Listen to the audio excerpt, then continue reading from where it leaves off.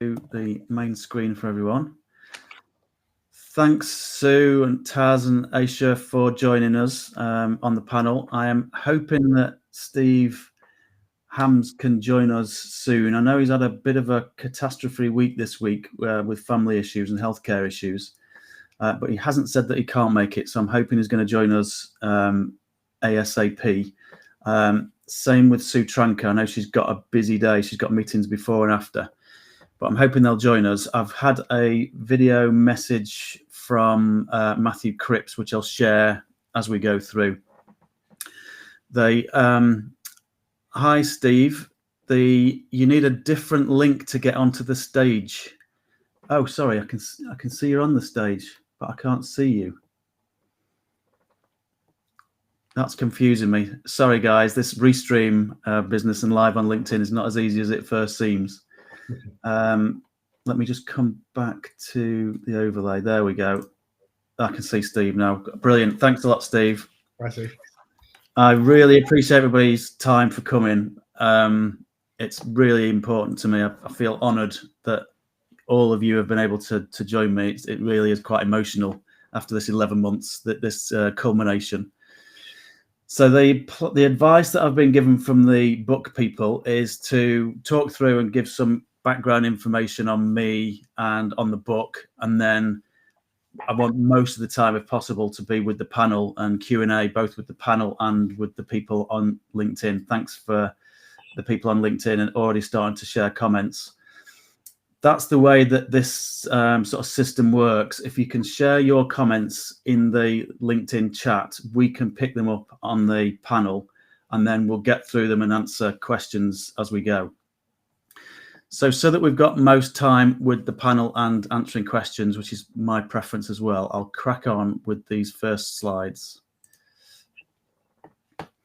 So, as I've said, thank you ever so much, everybody, for joining the book launch. I'm hoping that this can be quite relaxed and not as stressed as I can be with these sort of things. Just want to sort of have a bit of a party with it, really. So, as I've said, brilliant members of the panel. I've had the blessing, I guess, to have worked with everybody on this panel at some point in my career.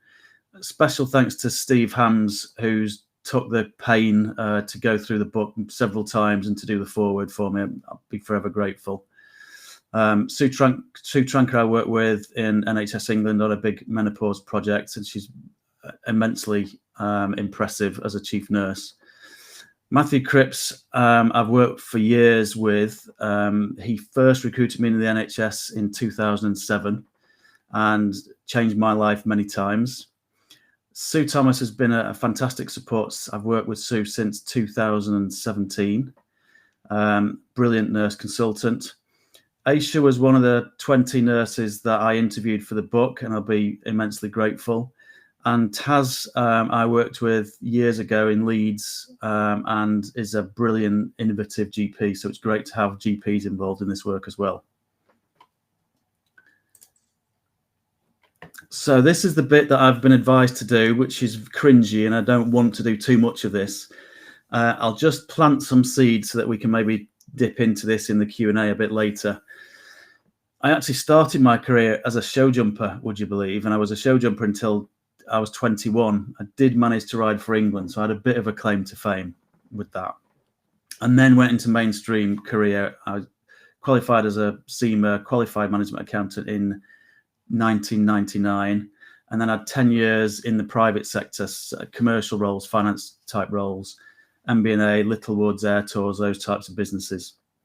And then, as I mentioned, Matthew Cripps first recruited me into the NHS in 2007 to revamp the business case process in Manchester PCT.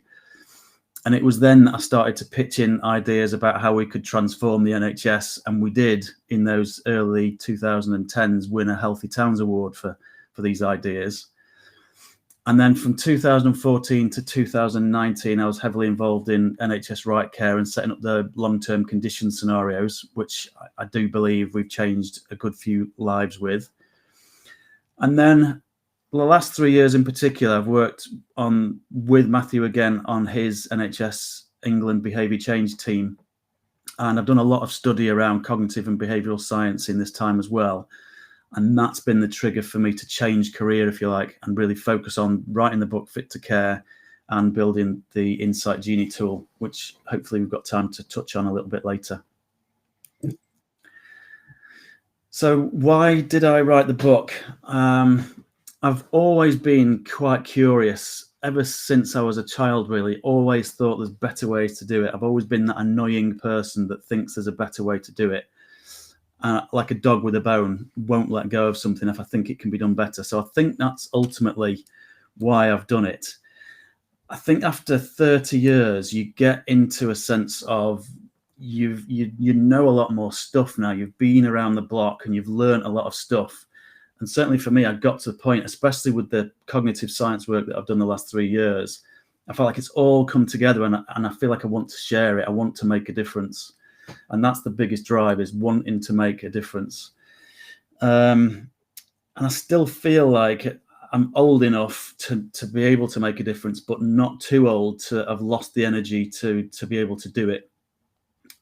Quite by chance, I listened to a Robbie Williams song the other day, and the lyrics in there are something like, I've written these down, I've got too much life running through my veins going to waste, and I feel like I don't want to leave anything on the table. I want to give it all and to really try and make a difference, and that's ultimately what I'm trying to do with the book. I'll just quickly talk about the offers, and I'll touch on this later as well. I did sort of promote this as we went through the warm-up to this event. Generally, anybody that gives me a direct message on LinkedIn, I will get back to. So if you're not already linked in with me, then do a connection request and I'll connect with everyone. And request that you want a free chapter. I'm also going to give away, for people on today's call, a £149 course that's linked to the Insight Genie product, and we can do pilots with you for that. And then I'm also going to do some 5 lots of free consultancy support as well, again, for people that want to test and trial Insight Genie, but I will do everything for them. Generally, direct message me on LinkedIn on all these things, and that's how we'll get these freebies given out. I can only give 5 on this one, so the most compelling submissions will be the ones that get that offer. So here we are with Matthew. Matthew was going to attend, but at last minute couldn't. So I'll just switch over to this video of Matthew. Hi everybody, I'm Matthew Cripps. I'm really sorry I can't be there today. I was really keen to be involved in the event though, so I hope this video makes up in part. Anthony's book, Fit to Care, is such an important piece of support for the front line in the NHS to ensure that we are able to recover to the extent that we need to be and get to our rightful place back as the best population level health system in the world. Obviously we're all in difficult times at the moment, and many of you are living those on the front line every single day. And so much needs to change. And one of the most important components of that is the need for behaviour change. Not just behaviour change in the population, but also behaviour change amongst ourselves as the workforce in the NHS, to ensure that we're as productive and effective and as happy and that our health and well-being is as good as it possibly can be.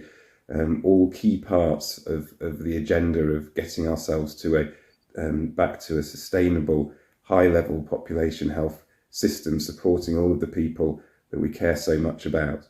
And Anthony's book, Fit to Care, is such a vital part of that. The effort he's put in to getting the insights from the front line, from the nursing profession, really ought to be applauded.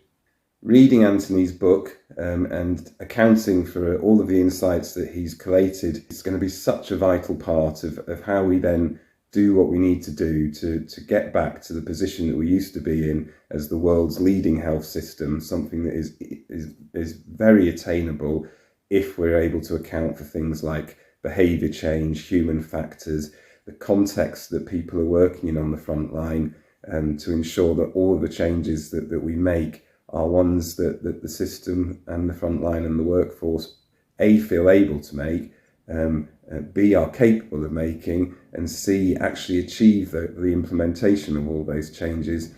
So vital to looking after ourselves and also the knock-on effects of if we're good at looking after ourselves, we'll be even better at looking after everyone else that we exist to help. So I hope you enjoy the event, and I'm sure you'll enjoy the contents of the book and will able to account for it in all that you do to help regenerate the NHS. So enjoy and read the book, and look forward to seeing all of the changes that come from that. Thank you very much. So big thank you to Matthew. He's had a massive impact on my career. Can't thank him enough. So book overview, then again, I'm going to just touch on this because I'd prefer to do this in the Q&A bit. The structure of the book is that I've started with problems. I changed this around quite a lot as I went through the book. To start with, I thought it'd be really easy. Got all this knowledge in my head in terms of what I want to write and how I want to write it. But when it comes to actually structuring it to make it easy to read, which is a big criteria for me, I wanted it to be as easy as possible to get through. It's really quite difficult to structure it to make it as easy to understand and to get through as possible. But I ended up with this structure of problems and then the vision. And the reason I did this was I feel like we're very often stuck in a status quo position where people have done this work for so many years and they've done it in a certain way for so many years that it becomes the norm, and it almost feels like there's no other way to do things. And what I wanted to do was really clearly define what the problems were so that we can't ignore them. They're so significant that we cannot ignore them. And then if we also create the vision in the smaller section too, so that we've got this gap that we can't deny any longer. We know what the problems are, and we've got a vision for working in teams where we have psychological safety, where we love coming into work, where we're changing people's lives, and we absolutely love what we do. Compared to what we're struggling with right now, we can't deny that we have to change. So that was the start. The first half of the book actually is putting us into that place where we have to change, and we're desperate to change. And then I move into the cognitive and behavioral science, which has literally changed my life over the last 3 years. The things that I've seen and now how I look at life has completely and utterly changed. So I want to give that gift to as many people as possible through this book, and I hope that I do that. And then how do we take all this now that we know the cognitive and behavioral science around a lot of what's causing these problems? How can we use that to create the solutions? And then a little small section at the end of just about practical implementation and moving forwards. The last page before we start getting into the Q&A bit. Key insights that I've taken. Obviously, there's a lot that you go through when you write the book. Big one for me was, even though I'd been in the NHS for 16 years, worked with lots and lots of different clinicians, what I should have known but didn't really until I wrote this book with the 20 nurses is that juxtaposition between the joy of caring for human beings and doing a great job and looking after them and often treating them to making them completely better is amazing. There is no better job in the world. But then also the opposite side of that coin is when you can't do that properly, you haven't got the resources, you haven't got the time, it's almost the worst job in the world. It's so painful because you're watching people suffering and you can't do anything about it. That really hit me between the eyes, this book, when I was doing the interviews with the nurses about how difficult it can be. So that is a major drive for me with this book, is we have to change. We have to get everybody in a position where we're coming into work and we're loving what we're doing and we're doing a brilliant job. The cognitive science, as I mentioned before, it has changed my life. So I want it to change everybody's lives that engage with this and work together with this. The patient focus, this is a big one for me. And I want to challenge our management culture. And I don't think this is just in the public sector. I think this is a nationwide Western culture thing, where we become obsessed with scientific management and command and control management.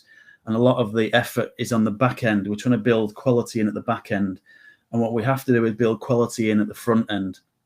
We have to absolutely focus on the patient and the silos that we get ourselves into. And that specialism that we get ourselves into can be too much, and we can lose track of the focus on the patient. And that's what I wanted to get us back to. This is talking back or referencing back to the cognitive science side of things. There's often talk around you need to do things hundreds of times before they become a new habit. The book is really looking to become very practical and say it doesn't have to take hundreds of times. We can change things very, very quickly. I've got a personal example in the book where I've had a 45-year habit, and I absolutely changed it within a week, and that was biting nails. My nails would be red raw, my skin would be red raw, fixed within a week. And then the last big one in terms of a key insight is the research into meetings, and then developing Insight Genie as a tool to make us massively more productive. And maybe we'll touch a bit on that if we've got time in the Q&A a bit later. So this is where we're now going to move into the panel discussion with the guys that we've got live. Two questions really for each panel member. Which is the most powerful element of the book for you? And then what's the most burning question that you'd like to ask me, given that bit of background that I've just given? So I'll come off this presentation now, and we'll just go do a round robin. And then after this session with the panel members, we'll open it up to the people on LinkedIn and go through their questions as well. So if we come back to the live screen, hopefully that wasn't too long and rambling, everyone. I was just wondering if we could start with, go in the order that we put on the slide. If we could start with Steve. Yeah, thank you. I guess my view of these two questions, Anthony, has probably changed in the last week, given some personal experience of healthcare in the Netherlands, which was fairly stressful. But I guess, first I'd say that it was a real joy to write the foreword for the book, and having read it a number of times, to have gone through it. I suppose the most powerful element for me really is the lived experience, and you have beautifully captured the lived experience of a profession that I love and I'm immensely proud of.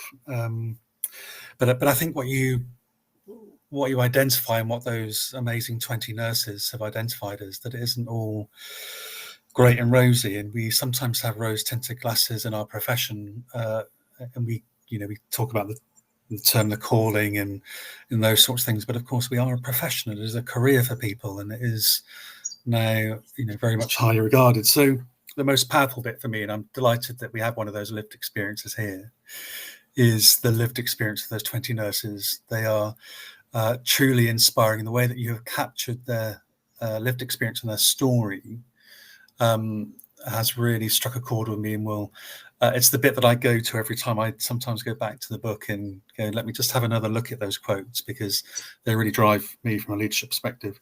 I guess the question for me, and is the question that I asked myself all the way in doing the foreword and reading it through, is, can we really make a change? Can we use the tools in the book to really drive the change? And I say that, and on the basis that I wonder if it feels so complex at the moment. That can we really make a difference? And I think the answer has to be, of course we can. But as a leader, I'm sat here quite nervous, thinking that the task is enormous. It is, yeah. So yeah. Okay, well, what a question. I mean, that is the reason that I've sort of stuck my head above the parapet and just invested all the time. And I was just thinking about it this morning, actually, on a run, which is, if I hadn't done this, I'd probably be £50,000 better off. If I'd just invested in working, as opposed to all the time on the book and all the time building and investing in Insight Genie, I'd be a lot better off. But I've done it, and I feel pleased to have done it, because I genuinely think we can make the changes happen. And a big inspiration for me in the book, I write there's several academics that have really, really influenced me. I've tried to bring all their best practice together into this for the public sector. BJ Fogg is a major, major influence for me. And what he basically does is say, just start small. Just absolutely start small to the point where you cannot fail. It is absolutely impossible to fail. And I've tried to design that into the practicalities in the book. So the self-fit section is a great way to get us started, to learn the language and the tools and the techniques on an individual basis. So it could be, the example in the book is getting to sleep a bit earlier. So I won't give too much away, but it's really practical. And that can make a massive change in terms of your personal health, your personal productivity, and then you can start taking that into your personal life, but also into your work life. But once we've learned that at an individual level, we can then take that into a team setting. And if we're all using the same language, we're all using the same tools and techniques, we can start making really, really tangible things happen in that team setting. Obviously, this has all been done in other settings at the moment. And to my knowledge, none of this has been done in the public sector.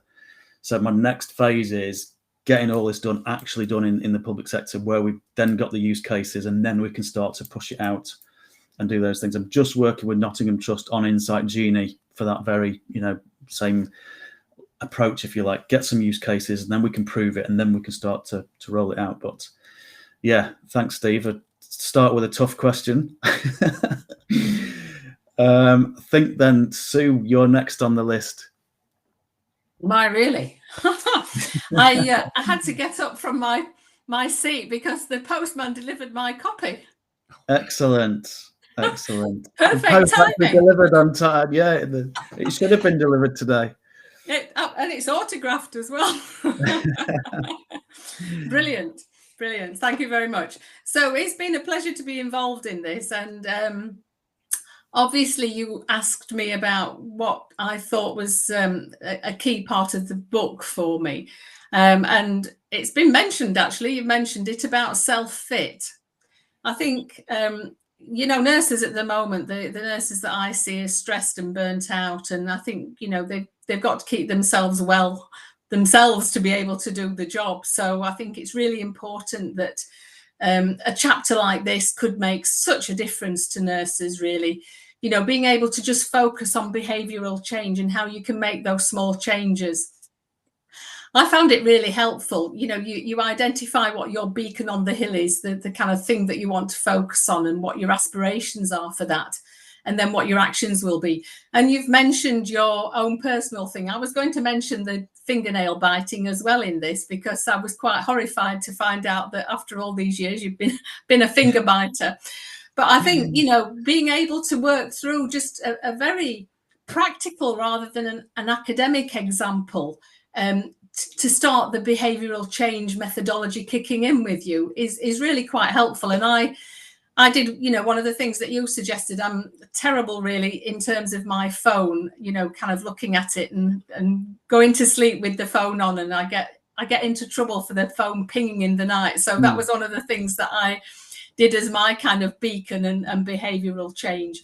But I think that, working through that was really, really very good. And I think if nurses can actually adopt that methodology to do something at work as well, once they've actually become comfortable understanding that you can make those changes quite quickly. It doesn't take a lot, but if you follow that methodology of, aspiration, action, what the anchor is, and then do things on autopilot, people might not know what I'm talking about here, so you'll just have to go out and buy the book to be able to understand what that is.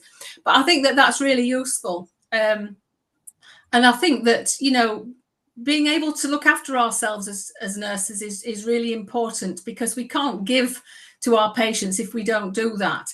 And you mentioned the lived experience of nurses being very emotive and powerful. I've worked a lot since 2008 with patients, trying to put patients at the heart of commissioning services. That's largely what I've done for the latter part of my career, and everything I do has been with patients at the heart of services. And you know, when I'm doing focus groups, I did one yesterday down in Lyminster, and you know, patients say time and time again what a difference nurses make to them. It actually makes me quite joyful. You know, I'm passionate about nursing. I'm still here because I'm so passionate about the profession. But you know, patients say time and time again what a difference nurses make to them. And they do, but we have to look after ourselves as well in order to be able to give to those patients. So I think we need to think about the lived experience of patients as well and use them as tools for us, you know, to be able to articulate what it is that needs to change within the NHS, the environment, and how we can shape things for the future and make things better. So I think that chapter, Self-Fit, chapter 10, if anybody wants to go straight to it, if they buy the book, it's a really useful chapter to kick off with. And then you can take that on to looking at teamwork as well. So my question to you is a bit simpler, really, but it's, you know, how can we collate the stories that people that are utilising the book, how can we collate the stories about what changes they've made? Are you going to do that, Anthony? Because I think, you know, having case histories of what's happened and how people have made a change is really very powerful. So again, you know, how are we going to do that? That's a great question, and up until that second, I've not really thought about it. I think you just plow on, don't you, about this is the milestone, and I've sort of got here today, and now I can start thinking about the plan Bs and all the other things we've got to do. But no, I think that is a great thing to do. So I'll think about how to do that practically and maybe set up a bit of a working group. 2 weeks ago, just through LinkedIn posts, there's a small group of about a dozen of us that have started a little working group. So maybe we can just make that a bit more official and encourage people to join that, and we can start sharing stories from that. Yeah, so that's a great idea. So it's really useful. I use patient stories such a lot in terms of influencing care, and they always resonate really well, even at board level, you know, with ICBs, they resonate really well when you start to talk about what it's really like for the patient. But I think, you know, in terms of changing things, nurses can, you know, have that same power by relating what's happened with them and how they've made a change. So great book, Anthony. Well done. Thanks, Sue. Coming from you guys, it's really emotional. And your point as well, Sue, links in with Steve's around, you know, how do we actually get this off the ground and moving and implemented and working? And I think case studies and use cases is going to be the best way to do it. In the book, I talk about, we do a lot of things at an academic level and a business case level, and it's a mainly academic exercise. You know, it's facts, but actually it's the extra 3 layers of knowledge that make the difference between success and failure, and that's the real life case study type stuff that you get, and it's you know what you just said there. Brilliant. Thanks ever so much, Aisha. On over to you. Hi everyone. I think it is an absolutely fantastic book. I couldn't put it down. I just went back, like Steve was saying, kept going back to the quotes, because for me as a nurse, it hit home. You can be quite isolated. I work in primary care predominantly at the moment, and it can be quite isolated. So for myself, it was almost like you're not on your own. Everyone's in the same boat or going through something similar or of something similar. So it really hit home. And for myself, I would like to see these changes happening, because they are what is bothering nurses the most at the moment, but not able to sort of voice their thoughts or how they're feeling, almost disregarded. So I think this book is really going to be an eye-opener for not just nurses, but also readers, supporters of you, Anthony, hopefully making good changes from the book, really. It was a really good read, and like Steve was saying, I like the live stories. I keep going back to the comments from the nurses. Absolutely brilliant. I don't feel alone anymore. It just feels a little bit sad that since Florence Nightingale, nurses have continued to do so well, but challenges are still at the forefront, which is really sad, unfortunately. And it's really sad also to see that we're still having to promote the value of nurses, though we've been around for so long. So sometimes we sort of get forgotten about because we're just part of the furniture.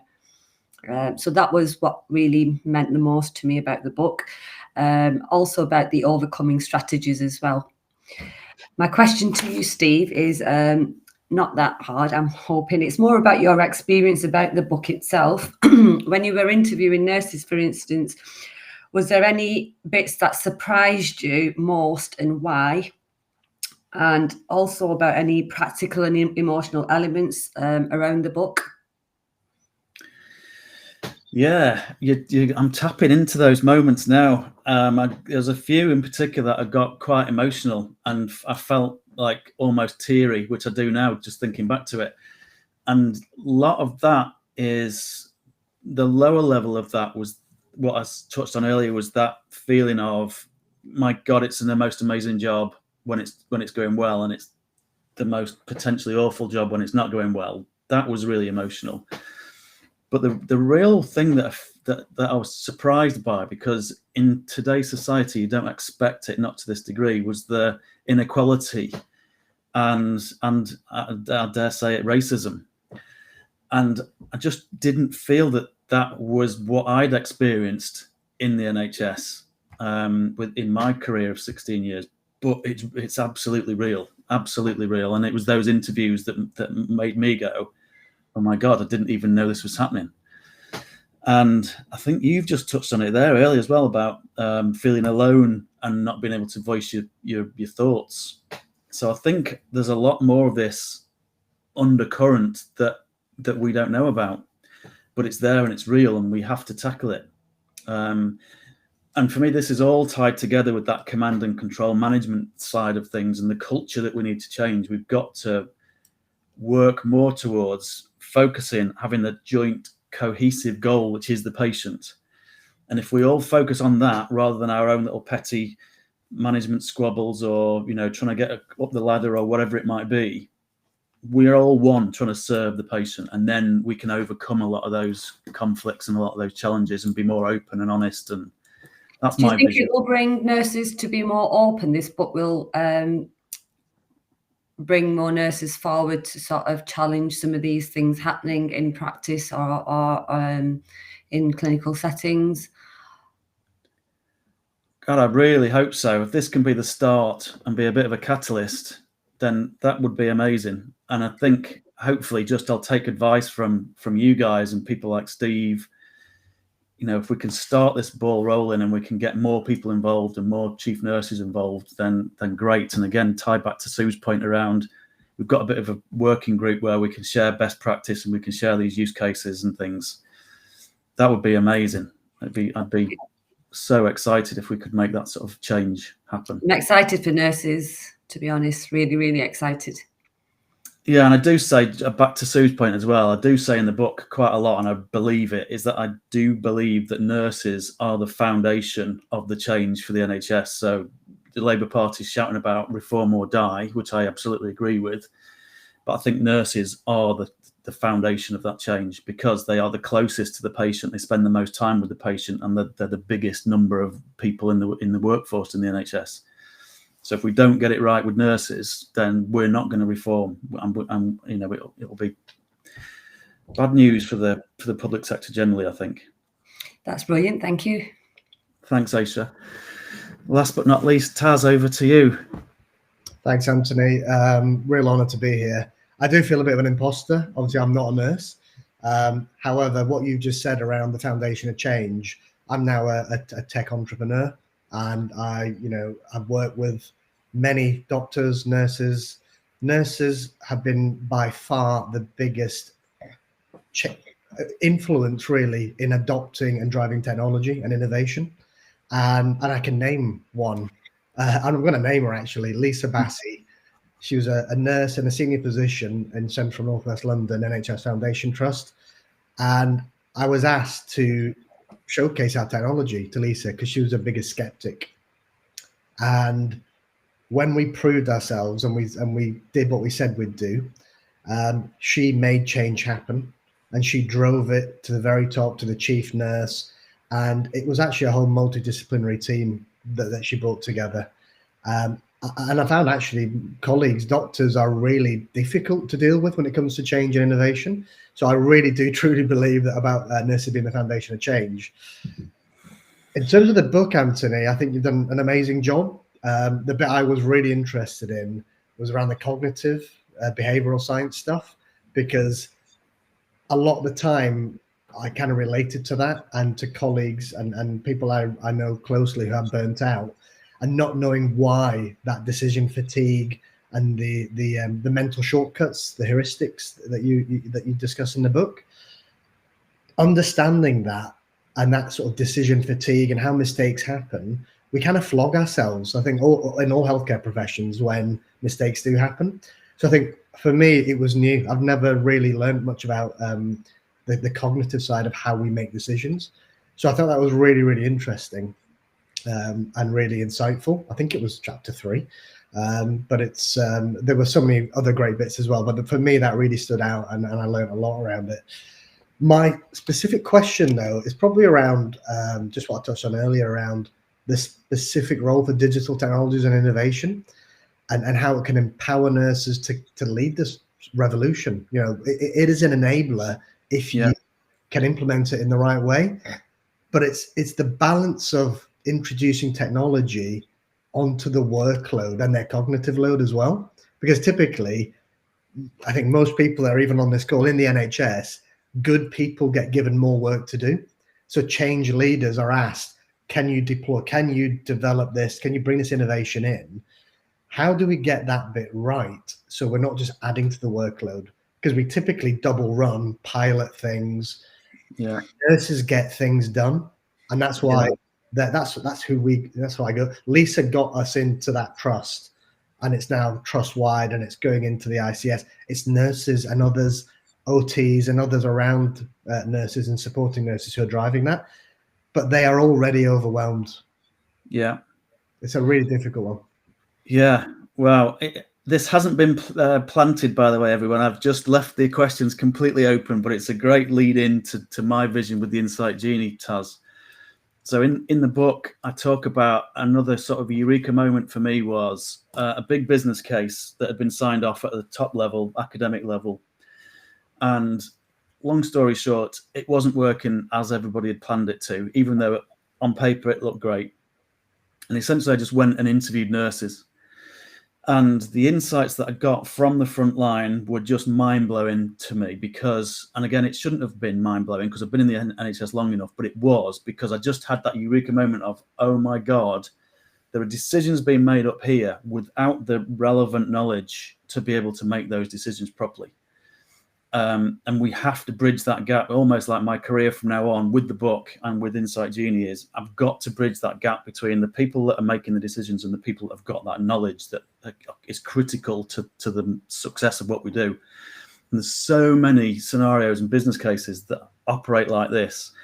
And the waste is massive because of it, because we end up with a lot of workaround and a lot of rework, which creates that absolute panic of overwhelm that you're referencing there, Taz. So for me, we've got to design the technology to help that ultimately reduces the workload. And it does that by making it simple to use and easy to implement. But it has to save more time than it generates because we can get things right first time and save all that workaround and rework time, because that is the killer. We don't get things right first time, so we do it again and we do it again. So, you know, it's the same with diagnosis, isn't it? If you don't get that diagnosis right, they are referred through secondary care half a dozen times and they still end up coming back every time to the GP. So just that fundamental, getting things right first time is the critical thing. For me with Insight Genie, again, this drew out as I researched the book more and realized how much time we spend in the public sector in meetings. So a lot of senior managers are in meetings, 80% of their working lives are in meetings. And these business cases are at this academic level, not because the managers are terrible or bad people. It's just they've got no capacity to get down there and get onto the front line and speak to people. It's not that they don't want to, they do want to. And they're not bad people, they're good people. So I wanted to try and get that over in the book as well. This, you know, it's all managers' fault. And, you know, in the press, we've got too many managers and the managers are rubbish. That is nonsense. But what we have got to do is provide the managers with that knowledge really quickly and really easily so that within minutes, arguably, you can do this really, really quickly. You can generate the insights from your frontline staff and from all your other cohorts, from your third sector partners and your patients, so that comes together really quickly, and those managers at the top can go, oh my gosh, I didn't even know that was happening, and then they can do something about it. They can adapt that business case, and they can adapt the plans so that it works first time, as opposed to it. I could talk about this for days, honestly, but yeah, but I mean, we should definitely get together to see if we can joint partner work on the Insight Genie thing, because I really passionately believe we can halve meetings times, because we can be more productive with how we use that frontline knowledge.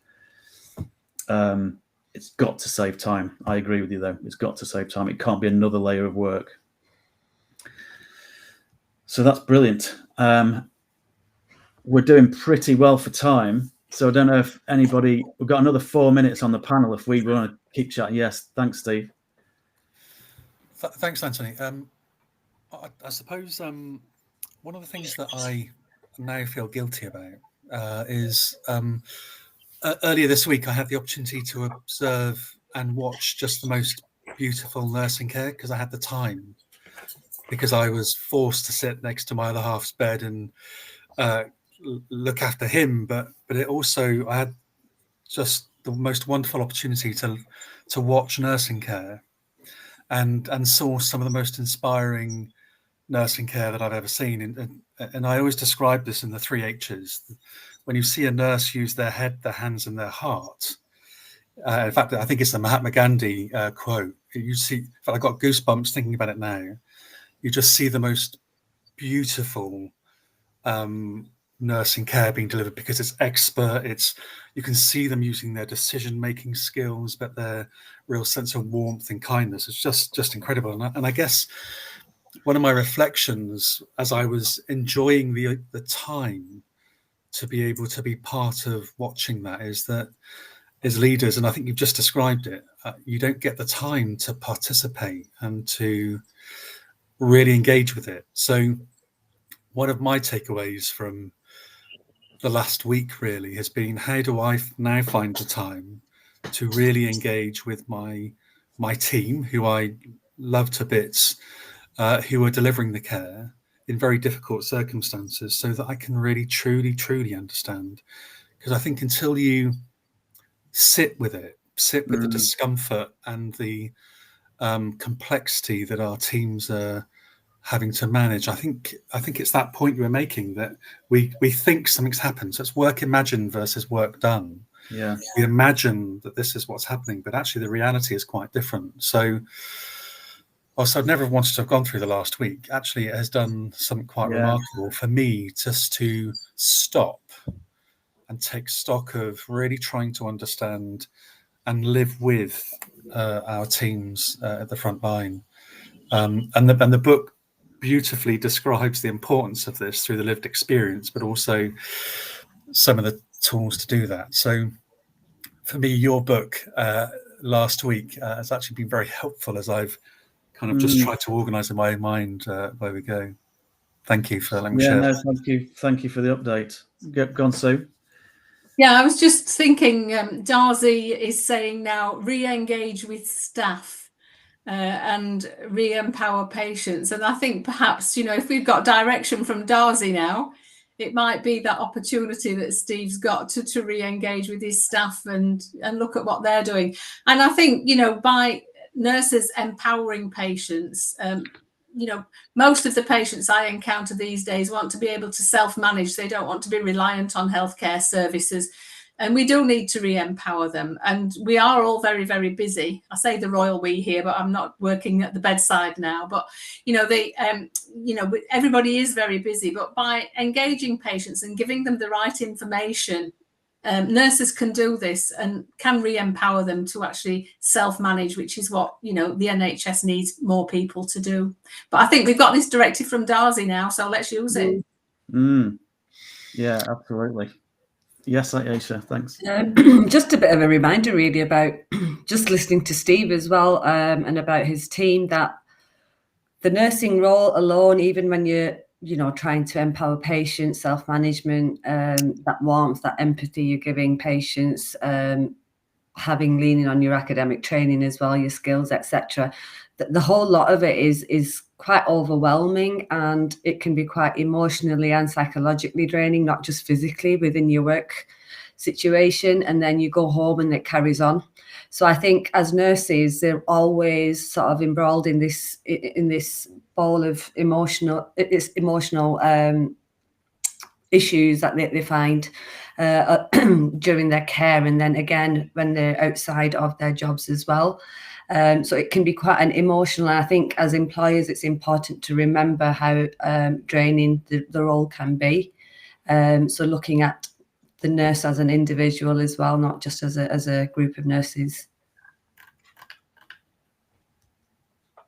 Yeah, absolutely. Go on, Taz, and then Steve, and then we'll go to the LinkedIn questions if there is any. I don't know if there's any actually you've spotted.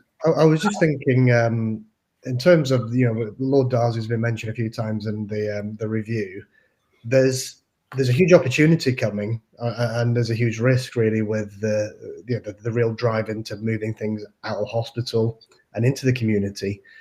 And I think was it Sue? Someone mentioned earlier just around being that voice of the patient, because things work differently, and they're relying on things to work differently in the community. And I think this is where the real strength of nurses is. It needs to come in, because there are very medicalized models of care, and there's lots of things around virtual wards and how they're run. Everyone's running them very differently. In my opinion, the ones that have been nurse-led have been a lot more successful than the more medically, clinically driven models of care. So it's how do we enable that transition, that channel shift out of hospitals, unnecessary hospital admissions and early supported discharges, all the things that Darcy talks around about out of hospital, productivity improvements, using technology. This is an opportunity for nurses to step up. One of my roles is in West Yorkshire, I'm the CCIO for Bradford and District Place. I'll be honest with you, it's very little influence and power as a CCIO. However, I've seen CNIOs be very, very effective in driving change in terms of innovation technology. So I think there needs to probably be more nurses stepping into the sort of CNIO roles, clinical safety officers. I've seen nurses are outstanding clinical safety officers. There's a huge gap. My area is around software and technology. I think nurses can fill the gap of the patient voice. They understand the patient pathways and the element of productivity and getting that right and not breaking an already very broken and burnt out workforce. So I think this is really a time to support nurses and really understanding all the bits in your book to be able to do that. I'm hoping Lord Darcy's provided the problem. Well, now let's talk solutions, really. And it's a real opportunity. Yeah, thanks ever so much. You're building on my belief that nurses are the solution to this, the driving change for it, the foundation of change for it. Which is news to Steve's ears, I'm sure. Steve, you had another one. Yeah. I mean, look, one final point from me, I suppose, as a chief nurse, I always used to feel guilty as a chief nurse saying that my focus was all about the team that I work with, because of course patients are why we're here, but I no longer feel guilty, because actually 90% of my time, if not 100% of my time, should be focused on ensuring that the nurses that we have are well cared for, because I know without question if we look after them, they will look after our patients. Yeah. So I've dropped that kill in many respects, because that should be my entire focus as the chief nurse, I think, to ensure that the nursing team, and with the biggest bit of the NHS, are well looked after, because I know without question they will care for our patients in the right way. Yeah. Thank you for that thought. There's no questions, Anthony, but there's quite a few lovely messages, a lot of sentiments, congratulations, happy to join. Someone's mentioned excited about diagnostics and the solutions that you've mentioned within your book. Lord Darcy has been mentioned a few times. Insight on the genie would help many. There was one comment someone made: moral injury is real and burning colleagues out. I like that quote. Fantastic. So just like a request to people that are still with us, hopefully we haven't bored you to death. I've been riveted by the panel's questions. if you guys have got any questions, we can see them on our dashboard in terms of comments that come through on LinkedIn. If anybody's got any questions that they want to add in there, then we'll address them as they come up. But yeah, is there anything else that you guys would like to say? I would just add, based on what you've all said, that the medicalisation and the importance of nurses' skills is a big one for me. I hope it comes across that way in the book. What struck me was and again, this links back to our management culture. If we're not careful, we have a command and control, an increase of reports that have to be completed and audits that have to be completed. And it's a lot of back end retrospective pressure and expectation. And I think if we're not careful, it gets to the point where there's so much of that rules and checkbox mentality that you get. There's an example in the book where you get to the point where nurses are encouraged to just almost become robots, and just you get to the point where computer says no, no, we're not doing that because the system says no. But actually, if you back to Steve's 3 H's, nurses are unbelievably skilled and qualified and amazing people. And if they are encouraged to be all they can be and do the best job, you avoid a lot of that medicalisation because they don't need to be sent down a medical pathway. So that, again, was a big thing that came out of the book for me, and it has to tie in with the Darcy recommendations. I think it has to. So that's me just feeding back on the comments that have come through there. But, I feel like I might need to take up a nursing qualification after this to join the club. So we have a question here, Anthony, from Peter. Given the Darcy quote, what could you say to him about how the book and Insight Genie could practically achieve this re-engagement of staff and re-empowerment of patients? Yeah, that's a big one for me. That's like heartfelt one for me. I think back to the point of a lot of what we do is at an academic level, and back to Steve's point about there just isn't the time to engage when you want to. I think that Genie's a realistic way of us doing that. So I'm just reading the book at the moment on Toyota's systems of working, and how basically they pull an hand on, and if any member of staff on the front line feels that something isn't working, everything will stop. Not completely accurate, but things will stop, and the manager will come down to that frontline situation to understand what's gone wrong and fix it there and then, almost like live time. And it will filter up to the very senior chief exec on certain issues if it's around safety and things like that. I think for the NHS, that is impossible to do, in the short term. But what we can do in the short term, I believe, is use AI tools like Genie to capture all that qualitative data, like almost in real time, so that you can ask a question of your team, and within very, very short time frames, get consolidated data back that had its sense made of it. Because that, if you program it right, and that's my job to do that, you get brilliant reports through that can. So back to my original eureka moment, that original business case, within a day, they could have had back the information, like we were given parking permits for nurses to go, so I could access the patient within a minute. I could park on double yellows outside and get access to that patient really quickly. The council started charging, the NHS didn't have a budget, which means now practically I can sometimes spend 20 minutes trying to park when I've only got 15 minutes to see the patient.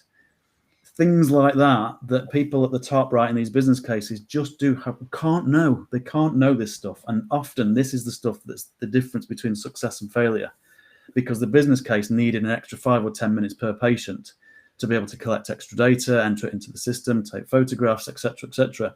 It was never going to happen because there was too many things on the front line happening that meant that this is not possible. So it's things like that we can Genie, the Insight Genie, Anthony, sorry to interrupt. There's a question here about, do you think the Insight Genie could save money? And with reference to the district nurses' parking permits and how they've lost them, any chance of retrieving it using the IG? Yeah, I mean, you may say I would say this, but I passionately believe that we can make massive savings, because it's fundamentally back to the point I was making earlier, is that we've got to get things right first time to avoid the rework and avoid the workarounds. That is the thing that's ultimately killing us. That's why everybody's working like headless chickens, 12, 15-hour days, because there's so much waste in the system, because we're not getting it right first time. That business case could have just made some adaptations, some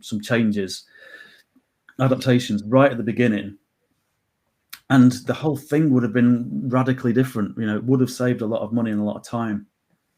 There's another interesting question, Anthony, from Ruth Strauss. Thank you, Ruth. Just with regards to the moral injury, I'm just going to read the message out because I do like it. Moral injury has been something so many nurses have mentioned to me, and this has increased since COVID. During the pandemic, everyone was clapping and nurses were up on their pedestal, which they didn't want at the time. Since the time it felt like it had been a great fall and change in attitude. This has been from NHS colleagues and friends. This is different to compassion, fatigue and burnout. My question is, do we know enough about this to influence behaviour change in nurses? Well, I don't think we do know enough about it. And it's back to your point, Aisha, earlier as well, about your voice being heard and you feeling alone and those sorts of things. I think there's loads more that we can do. And I think Genie can be a tool to help us there as well. The way I've designed it is so it's completely anonymous. So two factors there. One is you feel more comfortable actually saying how things are and what your experiences are, but also it makes the IG much more manageable for the IG department because we're not capturing any personal data. So I think there's loads more we can do. And yeah, the more we can do, the more case studies we can capture, the more of that use case we can share, the better. Back to Sue's point earlier. Tanya's made a very good comment. Massive change sorry, let me read it again. The massive change, it's to change the mentality from secondary care, hospital-based care and treating disease to primary care. So it's got to be more about prevention. If we change this, hospitals will be much less heavily accessed as they are at this moment without any question. So they are burnt out hospitals. So the focus really needs to go more from secondary, tertiary care, more to primary care. John Paul Crofton has made a really good comment comparing your Genie tool to Toyota. Actually, the key thing that is missed about Toyota is that it is a learning culture. The systems within Toyota are designed to encourage and support people to learn. Insight Genie can help us close the feedback loop and accelerate the learning process. Thank you, John. Yeah, no, brilliant. Absolutely. I was just going to say it kind of goes to my point around that you can't just replicate what's happening in a hospital out in the community. And that's where there's a big opportunity here. And even further than that, was Steve talking about self-care?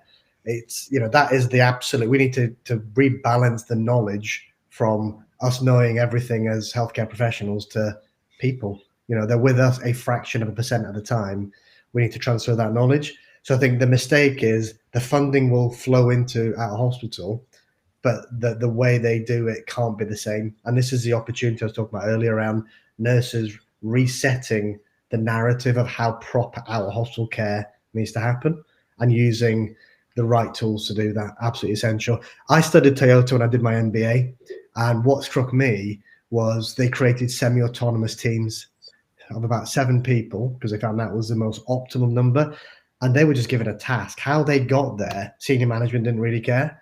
And for me, it's about giving people the permission to just get on with it because of the amount of bureaucracy. So if we can learn anything from other industries, we just need to now turn all this theory into action. Yeah. I'm sure that Genie will absolutely be a tool to unlock some of that time. I think it's one of the tools in a toolbox that we need. It's not a magic bullet, but it's one thing that can definitely help. Yeah. I think just pulling that together as well, for me, I sort of referenced this a little bit earlier in the summary. I think it's getting to the point where we really focused on the patient. So we're not just thinking about our little siloed job of I've got to tick box 25 cases today. It's that patient as a real human, and it's right, what do I need to do to make sure that A, I'm referring them to the right place, but B, that I'm giving that next referral point the best information and what they need to do the best job for that patient. And it's thinking about the whole flow as opposed to just my little selfish element of it. And ultimately that is really tied into the finances and funding and that sort of thing is going to be a big challenge for us. But just at a local level, in terms of what can we personally do, it's that real focus on the patient is the game changer, because it stops us being selfish. It stops us focusing on stupid things, and it can break down the barriers as well in terms of the racism and different groups and silos and all that sort of thing. And it's big picture stuff, this, but I think it's all related. It all ties together. Yes, thanks ever so much, everyone. I could actually carry on. If anybody does want to carry on, I can, but I'm conscious that everybody's very busy, and I'm honoured that you've given me an hour. Really, really privileged.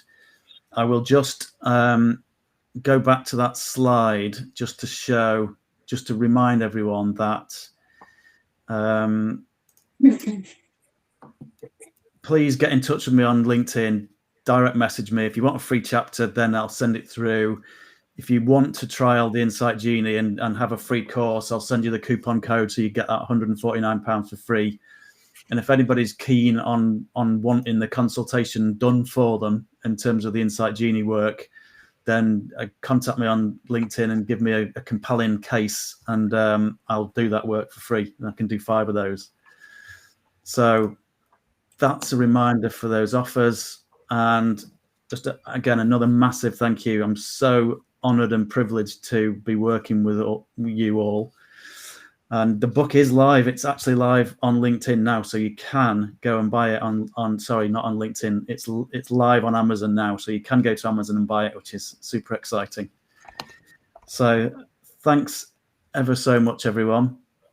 Really, really grateful, honoured. I'm having one of those moments where I'm feeling like, how did I get here? This is not my beautiful house. This is not my beautiful wife.